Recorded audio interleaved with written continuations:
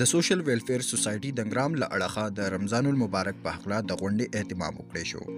کومې کې چې د کلي مشرانو او ځوانانو هم شرکت وکړو. د غونډې مقصد په رمضان المبارک کې د غربا او مساکینو مرسته کول او د کلي له مشرانو نه په دې هکله رایه اخیستل وو.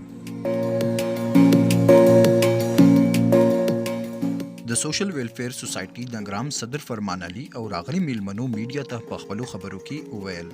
د سوشل ویلفیر سوسایټي د نګرام د اغېزو مشر پرزیډنټ یم. نن چې زموږ د کمیټې وشو دا زموږ د رمضان پیکج مبارک و چې پای کې موږ ته کېدې مختلف ټول کې نخلق راغونډ کړی و. زموږ د مقصد دا و چې موږ تېر کال باندې 15-16 لک روپو موږ ټول پیکج ورکړی و. نو په هغه سلسله کې نن زموږ د دې کلي خلکو نه رایه اخیسته او زموږ د کلي خلکو زموږ دغه و چې یاره تاسو موږ مختلف رایه راکړه چې زموږ دا پروګرام د هغې نه نور هم مخکې شي او بهتر شي. نو زه د خپل د کلي د خلکو نه خواست کوم د هغو ته زه اپیل کوم چې هغوی زموږ سره بنسټ کې حصه والي چې تېر کال باندې چې موږ پیکج ورکړی دی 15 لک روپو چې هغه موږ ډبل کړو او زموږ د ملګري چې کوم دي زموږ د کشران چې کوم دي هغو جلبې ته زه سلام کوم چې هغو په دې بنسټ کې هغه حصه دي هغه خدمت کوي او هغو مطلب دا لسټ جوړوي هغه بیا هغه پیکج ورکوي په خپل اوبو باندې هغه پیکج بیا خلکو له وړي د شپې په تیاره کې. نو زه د خپل ملګرو هم ډېره شکریه ادا کوم او د خپل کلي هم د خلکو شکریه ادا کوم.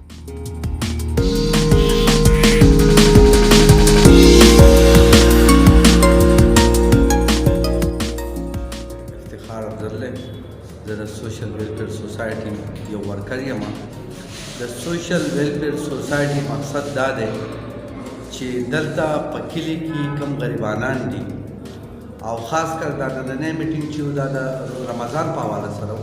چې داسې کسان دي چې هغه په سپینو جامو کې ښکاري، کم غریبانان چې هغه ټولو ته ښکاري چې دا غریبانان دي، خو داسې کسان دي چې هغه غریبانان ښکاري نو موږ ته ټیټ ښکاري چې نه د دوی بچار کې یو په حقیقت کې هغه ډېر زیات کمزوري. نو خصوصا هغې کسانو ته ډېر په ښکلې طریقه باندې د رمضان متعلق چې زموږ څه پیکج جوړ کړي هغه رسولو. د هغې په حواله سره نن زموږ د مشورې میټینګ و. بل زما د کلي د خلکو نه دا خواست دی چې کوم صاحب طاقت یې الله پاک ورله طاقت ورکړی نو د دې نه بله ښکلې موقع نشتي چې داسې کسان به بېشکه هغو ته به هم معلوم وي، هغو په خپل لاس هم ورکولی شي، خو داسې کسان دي چې هغه د هغو ته چې څوک معلوم وي د هغو نه ډېر زیات کمزوري چې هغو موږ باقاعده موږ پرې میټینګ وکړو او موږ یې لیسټونه جوړ کړو او داسې کسان دي چې هغه د چا په تصور کې هم نه راځي چې د ده به هم چار نه کېږي. نو په هغه حواله سره موږ نن دا میټینګ وکړو چې د دغې کسانو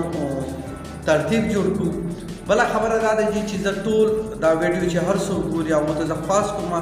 چې مهرباني وکړئ چې خپل ستاسو زکات، صدقات، امداد وغیره په هر څه صورت کې خاص کر د رمضان په حواله سره تاسو مهرباني وکړئ چې دا د سوشل ویلفیر سوسایټي ممبرانو له هغو صدر صاحب د هر یو ورکري راغلي ته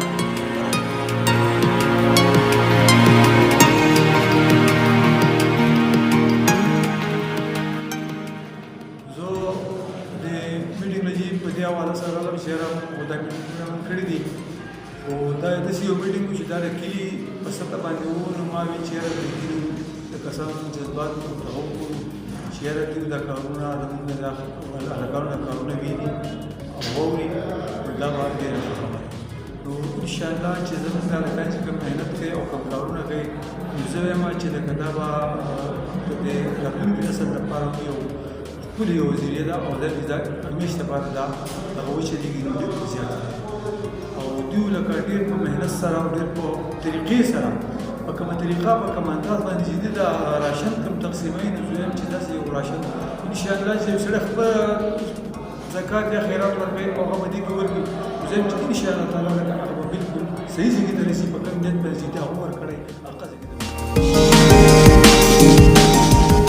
وقاصرون sportstory.news